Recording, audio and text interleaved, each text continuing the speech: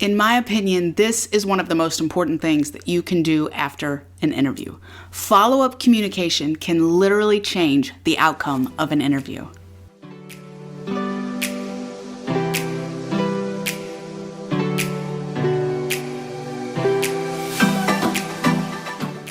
Welcome to the Workforce Link podcast, where we're offering forward-thinking conversations for the workforce, linking employers and job seekers to a brighter tomorrow. I'm your host, Sunday Jo Graham, and I'm glad to be back with you for another episode. Not only that, but I am glad to be back with you for season 4 of the podcast.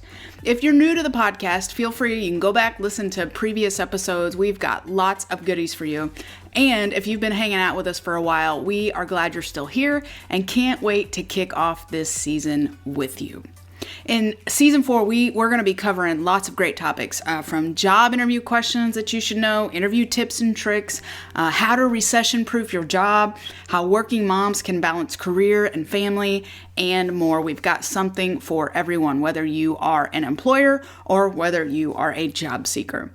So interviews can be stressful, right? No doubt.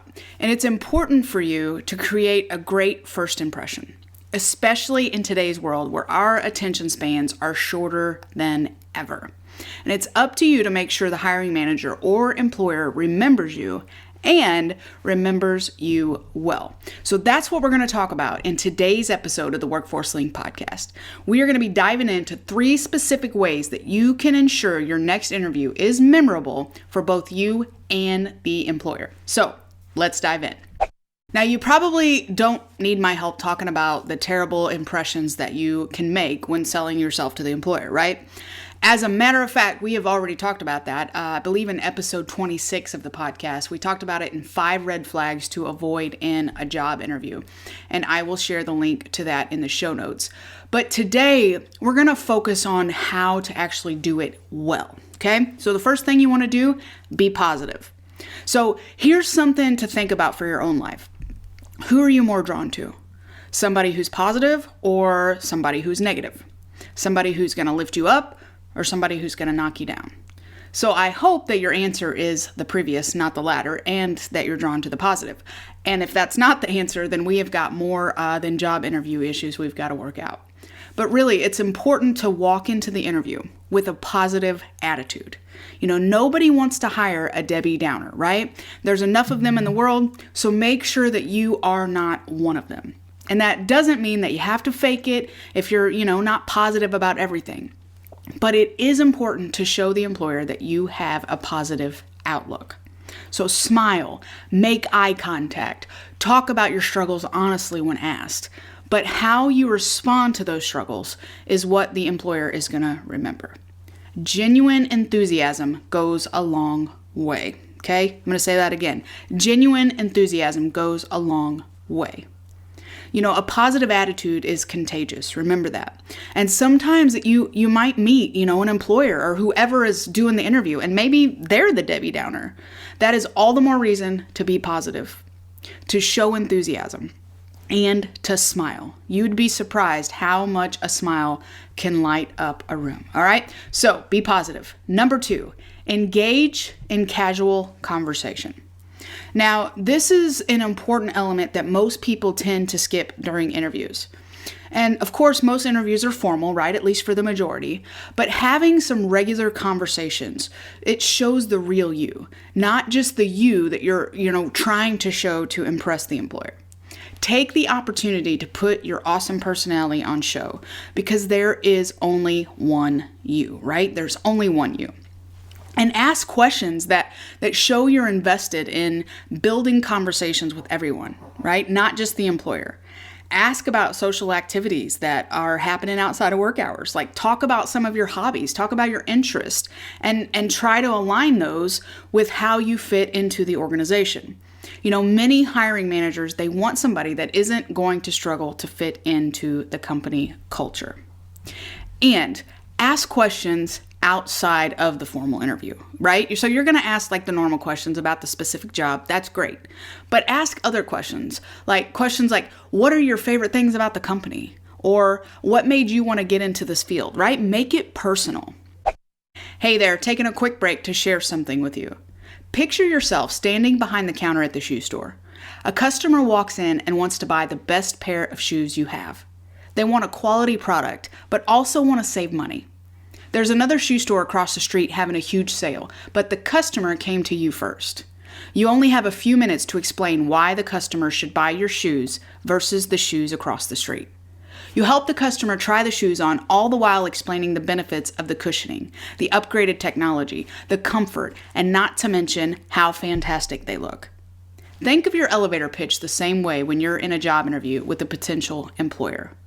Your elevator pitch is a brief explanation describing the benefits of buying a product, except you are that product. An elevator pitch is one of the most important tools you have when applying for a job. When you position yourself with confidence, clearly summarizing your experience, your skills, and your desirable characteristics, the employer is ready to listen.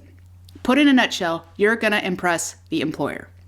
We want to help you do that. That's why we created How to Create the Perfect Elevator Pitch, a free guide with 4 proven simple steps that will help you wow your next employer. You can download it for free today at cwdregion.com/elevator pitch. That's cwdregion.com/elevator pitch. And now back to the show. All right, number 3, send a thank you note. In my opinion, this is one of the most important things that you can do after an interview. Follow-up communication can literally change the outcome of an interview. I want to say that again, okay? Follow-up communication can change the outcome of an interview. Maybe you were super nervous. Like maybe you struggled to make eye contact or you stuttered during certain questions. Maybe you walked out of the interview and you really have no clue whether you bombed it or not, even though you might have had all the experience that was needed for the job. Well, guess what? Send a thank you note that says, hey, something like this. Thanks so much for the interview. I know I seemed a little nervous and I'm really sorry, but sometimes I get nervous. I really am excited about the opportunity and really look forward to becoming part of whatever the name of the company is. Now that personalizes it, right? That shows you still have the skills, but you're just being real and you're being authentic and saying, hey, I was super nervous, but I can do this job and I'm excited about it.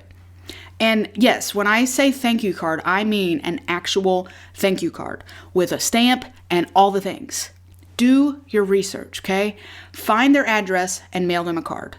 But don't hesitate to send an email as well, okay? This small act makes you stand out to the employer because, to be honest, nobody does it anymore. So make yourself stand out. Show your gratitude, okay? All right, let's do a quick recap of what we've gone over today to ensure that every interview you are a part of is memorable for both you and the interviewer. Number 1, be positive. Number 2, engage in casual conversations. Number 3, send a thank you note. I am rooting for you here today, and I would love to know if you see results from applying and what you learned in today's episode. Feel free to contact us and let us know. That encourages us to know that we're encouraging you. And if you have enjoyed today's episode, would you mind sharing it with someone else you think could benefit? And if you haven't already, would you mind heading over and leave us a review on iTunes for the Workforce Link podcast? Let us know what you enjoy about the show. It really does mean a lot to us, and it helps us stay visible so that others can easily find us. Have a great week, my friend, and we will meet again in the next episode. Until then, remember this: there's always a brighter tomorrow if you're willing to find it. The Central Region Workforce Development Board Incorporated and COPIC are equal opportunity employers and programs. Auxiliary aids and services are available upon request to individuals with disabilities. Missouri Relay Services at 711.